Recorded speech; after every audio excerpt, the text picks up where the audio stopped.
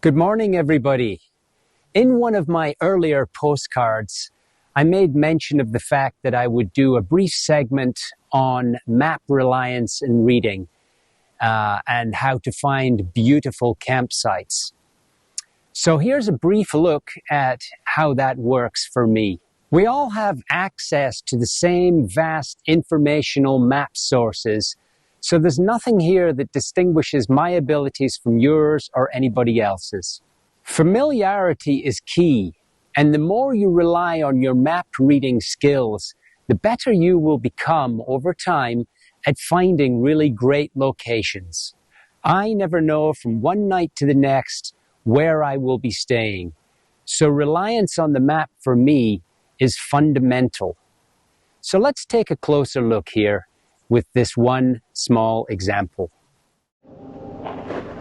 Well, I hope this is visually clear to you all, but this is my route today from Payson down here, Arizona, all the way up to Las Vegas at the end.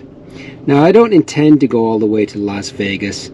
It's a little more than I really want to drive in a day, and so I clearly know that I need to back out from Las Vegas and find somewhere prior to entering into a big metropolitan area, somewhere a little more remote, a little quieter, and a campsite that's free for the night.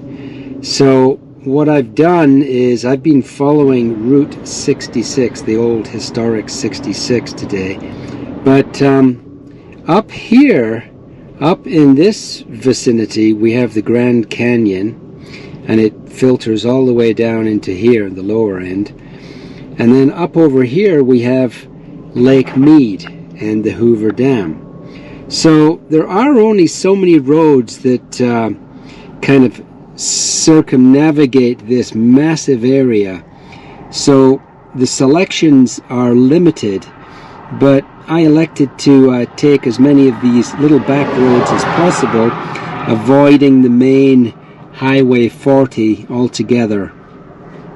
Now, as it's 6 o'clock in the evening, I've got about another hour's worth of sunlight, so I believe that I can make it down to this area, which, if we zoom in a little closer, is a really nicely defined green space on the map. And obviously green spaces are spaces that I generally tend towards because they often are either national forest or some kind of national recreation area and afford you lots of good choices in terms of finding campsites for the night. So even here on this map, it does indicate that there are 2 campsites up in that in the higher elevations of this green space. It's a very kind of circuitous route that you have to follow off the main road down here to get back in there, but I think this might be a very interesting area to explore for the evening. I got a feeling that somewhere up in here may be a very plausible place for us to stay the night. We're here right now, and I have a feeling it'll probably take me at least another hour to get around to this point. We have about 35 miles as the crow flies, but obviously you can see that the route is not exactly a straight line, so that might be 50 miles or so.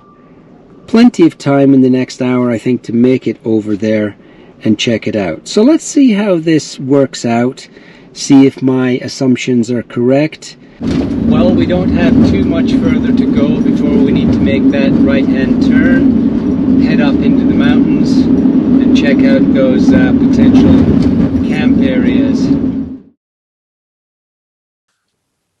Turning onto the dirt road and seeing the today's fire danger sign was affirmation enough to know I was entering public lands and finding a suitable site would not be a problem. Remember, green spaces on the map and brown signs at the roadside are 2 key identifiers of areas that generally permit what is referred to as dispersed camping. Now it was just a matter of making the choice as to which of the options to call home for the night. I often check out several along the way, marking the best ones on my map, so I have a reference to return to should that become necessary. In this instance, I elected to go all the way up into the mountains to see the official campsite just out of curiosity, though darkness was fast approaching. Pack Saddle Campground.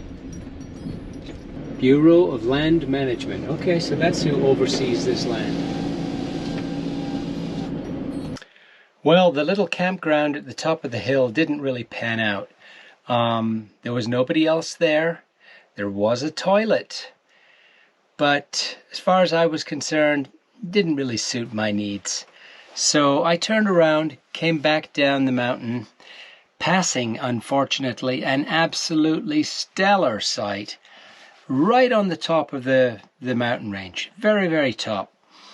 But somebody else was there.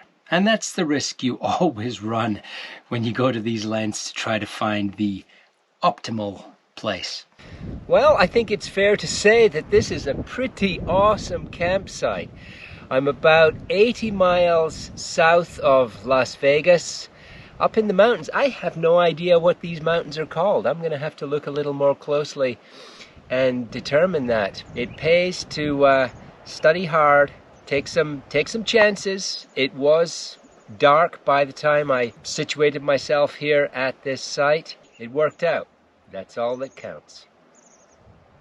I just wanted to leave you with a few parting words that harken back to a comment on my introduction to roads and rivers, where I made reference to being respectful both to the land and to fellow beings.